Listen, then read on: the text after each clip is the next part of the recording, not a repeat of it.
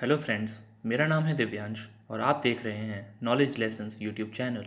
तो आज का वीडियो शुरू करते हैं।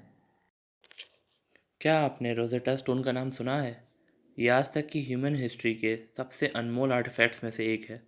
ये रोज़ेटा स्टोन एंशिएंट इजिप्शियन स्क्रिप्ट्स को समझने और जानने का सबसे पहला और पुराना क्लू है, जिससे 3 राइटिंग सिस्टम्स की डिस्कवरी करने में भी हेल्प हुई थी।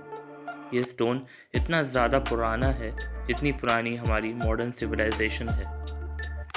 नेक्स्ट हम बात करते हैं एल्गिन मार्बल्स की। ये एंशिएंट ग्रीक स्कल्पचर के सेट हैं जिनका यूज़ पार्थेनॉन यानी टेम्पल ऑफ एथीना को डेकोरेट करने के लिए किया गया था 5th सेंचुरी में। ये मार्बल्स बेहद ही ज़्यादा खूबसूरत हैं, बिल्कुल बेनिन ब्रॉन्जेस की तरह। बेनिन ब्रॉन्जेस एक मेटल क्लार्क के बहुत बड़े कलेक्शंस हैं जो बेनिन किंगडम की शान हुआ करते थे। बेनिन ब्रॉन्जेस अफ्रीकन ट्रेजर्स हैं जो इस बात के प्रतीक हैं कि अफ्रीकन आर्टिस्ट कितने ज़्यादा स्किल्ड थे उस दौर में भी। अगला हम बात करते हैं थंजावुर शिव की। ये ब्रॉन्ज का बना हुआ एक बेहतरीन आइडल है भगवान शिव का, जिसको आज से लगभग 1000 साल पहले बनाया गया था चोला साम्राज्य के समय। और ये मूर्ति एंशिएंट इंडिया के स्कल्पचर्स की नायाब कला का एक शानदार नमूना है। ये सभी कला के बेहतरीन नमूने हैं, लेकिन क्या आप जानते हैं कि इन सभी में एक चीज़ क्या कॉमन है? मैं आपको बताता हूँ। ये सभी ब्रिटिश म्यूज़ियम में मौजूद हैं। ब्रिटिश म्यूज़ियम, या फिर हम जिसे कह सकते हैं ब्रिटिश वेयर हाउस ऑफ लूट।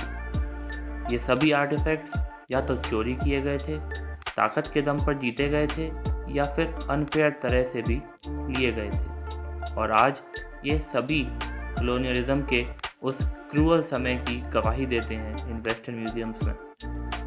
ब्रिटिश म्यूजियम इन सभी आर्टिफैक्ट्स को बड़े ही गर्व से अपने प्राइज्ड पोजेशंस की तरह डिस्प्ले और प्रेजेंट करते हैं। इन म्यूजियम्स को ना ही कोई शर्मिंदगी है और ना ही कोई ग्रैटिट्यूड है उन लोगों के लिए जिनकी कंट्रीज से उनके कल्चरल हेरिटेज को चोरी करके इन वेस्टर्न कंट्रीज में लाया गया था। तो अब जो सवाल उठता है वो ये है कि क्या इन म्यूजियम्स के पास इन सभी ऑब्जेक्ट्स को डिस्प्ले करने का कोई अधिकार है या नहीं। तो इंटरनेशनल लॉ ये कहता है कि चोर को चोरी किया हुआ सामान रखने का कोई अधिकार नहीं है, फिर चाहे उस सामान को चोरी किए हुए कितने भी साल हो चुके हों। उस सामान को उसके रियल ओनर को वापस देना ही पड़ता है। लेकिन इन वेस्टर्न कंट्रीज़ जिन्होंने कई दशकों तक इन कंट्रीज़ को कॉलोनाइज किया और वहाँ से उनके इन नेशनल ट्रेजर्स को चुराया, यहाँ के म्यूज़ियम्स आज भी उन आर्टिफैक्ट्स को वापस करने को तैयार नहीं हैं, जबकि वो सभी कंट्रीज़ आज एक इंडिपेंडेंट स्टेट्स बन चुके हैं।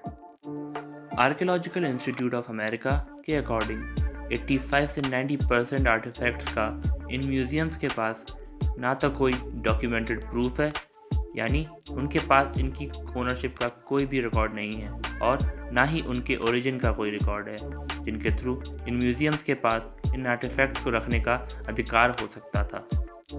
इनमें से ज़्यादातर आर्टिफैक्ट्स एशिया और अफ्रीका से लाए गए थे। ईयर 2018 में एक फ्रेंच रिपोर्ट से ये पता चला था कि अफ्रीका के कल्चरल हेरिटेज का close to 90% in western museums में आज भी प्रेजेंट है।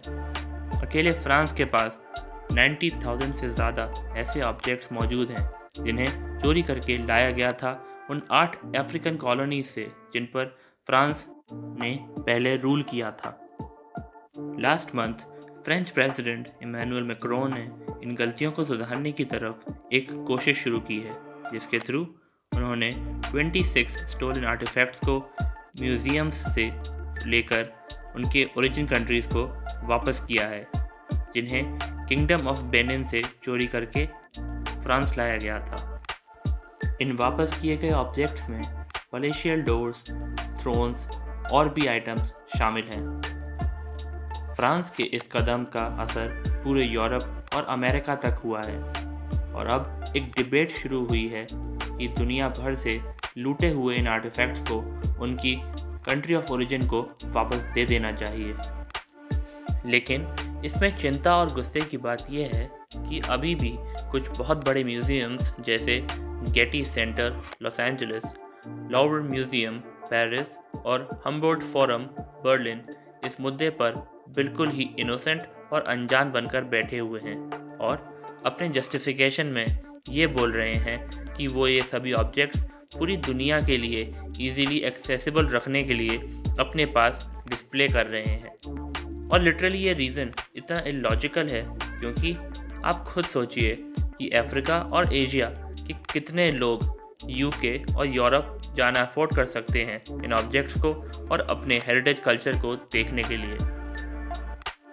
तो अब इंटरनेशनल कम्युनिटी को इन सभी कंट्रीज़ पर एक प्रेशर बनाना चाहिए जिससे ये सभी ऑब्जेक्ट्स वापस उनकी कंट्री ऑफ ओरिजिन में वापस आ सके, जैसे कि टीपू सुल्तान की स्वॉर्ड, कोहिनूर डायमंड और भी ज़्यादा आर्टिफैक्ट्स। आज की वीडियो के लिए इतना ही। अगर आपको ये वीडियो अच्छी लगी तो वीडियो को लाइक करें, चैनल पर नए हैं तो चैनल को सब्सक्राइब करें और नोटिफिकेशन की बेल प्रेस कर दें। मिलते हैं ऐसी ही किसी नई और इन्फॉर्मेटिव वीडियो के साथ। Till then keep learning and keep growing.